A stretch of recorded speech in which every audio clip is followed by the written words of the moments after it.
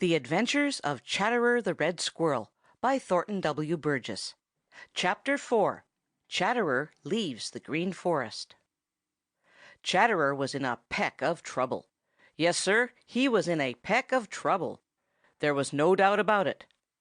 Oh dear, oh dear, if only I had kept my tongue still, if only I had kept my tongue still, he kept saying over and over to himself as he hurried through the Green Forest. You see, Chatterer was just beginning to realize what a lot of trouble an unruly tongue can get one into. Here it was cold weather, the very edge of winter, and Chatterer didn't dare stay in the Green Forest where he had always made his home. His storehouses were full of nuts and seeds and corn, enough and more than enough to keep him in comfort all winter, and now he must turn his back on them and go he didn't know where, and all because of his mean disposition and bad tongue. If he hadn't called Bobby Coon names that morning at the top of his voice, Shadow the Weasel might not have found him. He knew that Shadow has a long memory, and that he would never forget the trick by which Chatterer had escaped, and so the only way Chatterer would ever be able to have a moment's peace would be to leave the Green Forest for as long as Shadow the Weasel chose to stay there. Chatterer shivered inside his warm red fur coat as he thought of the long, cold winter and how hard it would be to find enough to eat. Was ever anyone else in such a dreadful fix? Presently he came to the edge of the Green Forest. He sat down to rest in the top of a tree where he could look off over the Green Meadows. Far, far away he could see the Purple Hills, behind which jolly round red Mr. Sun goes to bed every night. He could see the stone wall that separates Farmer Brown's cornfield from the Green Meadows. He could see Farmer Brown's house and barn, and near them the old orchard where Johnny Chuck had spent the summer with Polly Chuck and their baby Chucks. He knew every nook and cranny in the old stone wall, and many times he had been to the old orchard. It was there that he had stolen the eggs of Drummer the Woodpecker. He grinned at the thought of those eggs and how he had stolen them, and then he shivered as he remembered how he had finally been caught and how sharp the bills of Drummer and Mrs. Drummer were. But all that was in the past, and thinking about it wasn't going to help him now. He had got to do something right away. Perhaps he might find a place to live in the old stone wall, and there just might, be enough grains of corn scattered over the ground of the cornfield for him to lay up a supply, if he worked hard and fast. Anyway, he would have a look. So he hurried down from the tree and out along the old stone wall. His spirits began to rise as he whisked along, peering into every hole and jumping from stone to stone. It really seemed as though he might find a snug home somewhere here. Then he remembered something that made his heart sink again. He remembered having seen Shadow the Weasel more than once exploring that very wall. Just as likely as not, he would do it again, for it was so very near the Green Forest. No, the old stone wall wouldn't do. Just then along came Peter Rabbit. Peter saw right away that something was wrong with Chatterer, and he wanted to know what it was. Chatterer told him. He felt that he had just got to tell someone. Peter looked thoughtful. He scratched his long left ear with his long right hind foot. "You know, there is another old stone wall up there by the old orchard," said he. "It is pretty near Farmer Brown's house, and Black Pussy hunts there a great deal, but you ought to be smart enough to keep out of her clutches." "I should hope so!" exclaimed Chatterer scornfully. "I have never seen a cat yet that I was afraid of. Believe I'll go over and have a look at that old wall, Peter Rabbit." "I'll go with you," said Peter, and off they started together. Chapter 5. Chatterer Finds a Home. When your plans are upset and all scattered about, just make up your mind that you'll find a way out. Peter Rabbit went straight over to the old stone wall on the edge of the old orchard, lippity-lippity-lip, so fast that it didn't take him long to get there.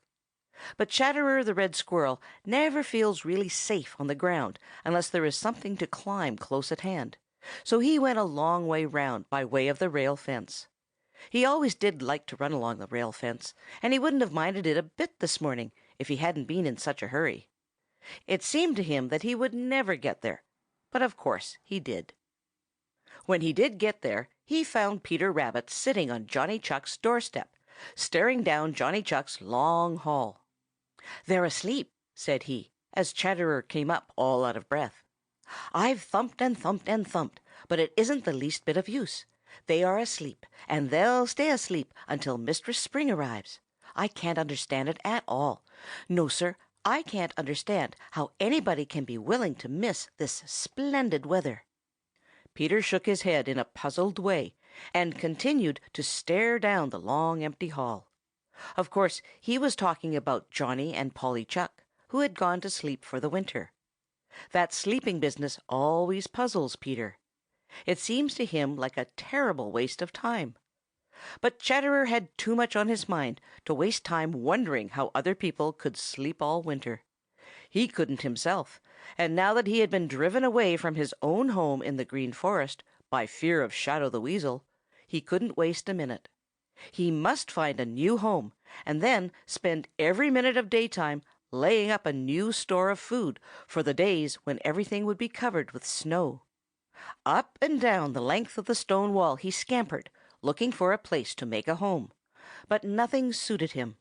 You know, he likes best to make his home in a tree. He isn't like Striped Chipmunk, who lives in the ground. Poor Chatterer! He just couldn't see how he was going to live in the old stone wall. He sat on top of a big stone to rest and think it over. He was discouraged. Life didn't seem worth the living just then. He felt as if his heart had gone way down to his toes. Just then his eyes saw something that made his heart come up again, with a great bound right where it ought to be. And just then Peter Rabbit came hopping along. "Have you found a new home yet?" asked Peter. "Yes," replied Chatterer, "I think I have." "That's good," replied Peter. "I was sure you would find one over here. Where is it?" Chatterer opened his mouth to tell Peter and then closed it with a snap. He remembered just in time how hard it is for Peter to keep a secret. If he should tell Peter, it would be just like Peter to tell someone else without meaning to, and then it might get back to Shadow the Weasel. "I'm not going to tell you now, Peter Rabbit," said he. "You see, I don't want anybody to know where it is until I am sure that it will do. But I'll tell you this much," he added as he saw how disappointed Peter looked. "I'm going to live right here." Peter brightened up right away. You see, he thought that of course Chatterer meant that he had found a hole in the old stone wall, and he felt very sure that he could find it by keeping watch. "That's good," he said again. "I'll come see you often. But watch out for Black Pussy. Her claws are very sharp. Now I think I'll be going back to the Old Briar-patch." "Don't tell where I am," called Chatterer. Chapter 6. Peter Rabbit listens to the wrong voice. Peter Rabbit didn't play fair. No, Sir, Peter didn't play fair. People who have too much curiosity about other people's affairs seldom do play fair. He didn't mean to be unfair. Oh, my, no, Peter didn't mean to be unfair. When he left Chatterer the Red Squirrel sitting on the old stone wall on the edge of Farmer Brown's old orchard, he intended to go straight home to the dear Old Briar-patch. He was a little disappointed, was Peter, that Chatterer hadn't told him where his new house was. Not that it really mattered. He just wanted to know, that was all. With every jump away from the old stone wall, that desire to know just where Chatterer's new house was seemed to grow. Peter stopped and looked back. He couldn't see Chatterer now because the bushes hid him. And if he couldn't see Chatterer, why, of course, Chatterer couldn't see him. Peter sat down and began to pull his whiskers in a way he has when he is trying to decide something. It seemed as if two little voices were quarreling inside him. "Go along home like the good fellow you are, and mind your own business," said one. steal back to the old wall and watch Chatterer and so find out just where his new house is. He'll never know anything about it, and there'll be no harm done," said the other little voice. It was louder than the first voice, and Peter liked the sound of it. "I believe I will," said he, and without waiting to hear what the first little voice would say to that, he turned about and very carefully and softly tiptoed back to the old stone wall. Right near it was a thick little bush. It seemed to Peter that it must have grown there just to give him a hiding place. He crawled under it and lay very flat. He could see along the stone wall in both directions. Chatterer was sitting just where he had left him. He was looking in the direction that Peter had gone when he had said good-bye. Peter chuckled to himself. "He's waiting to make sure I have gone before he goes to that new house of his," thought Peter. "This is the time I'll fool him." "You ought to be ashamed of yourself, Peter Rabbit. This is none of your business," said that little small voice. "You're not doing a bit of harm. Chatterer has no business to try to keep his new house a secret anyway," said the other little voice inside. And because of his dreadful curiosity, Peter liked the sound of that voice best and listened to it, and after a while the first voice grew discouraged and stopped. Chatterer sat where he was for what seemed to Peter a very long time. But by and by he gave a sudden funny little flirt of his tail and ran along the old wall a little way.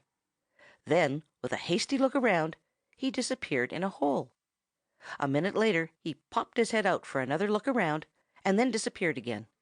He did this 2 or 3 times as if anxious. Peter chuckled to himself. "That's his new house right there," said he to himself. "And now that I know where it is, I think I'll hurry along home to the dear Old Briar-patch." He was just getting ready to start when Chatterer popped out of his hole and sat up on a big stone. He was talking out loud, and Peter listened. Then his long ears began to burn, for this is what he heard.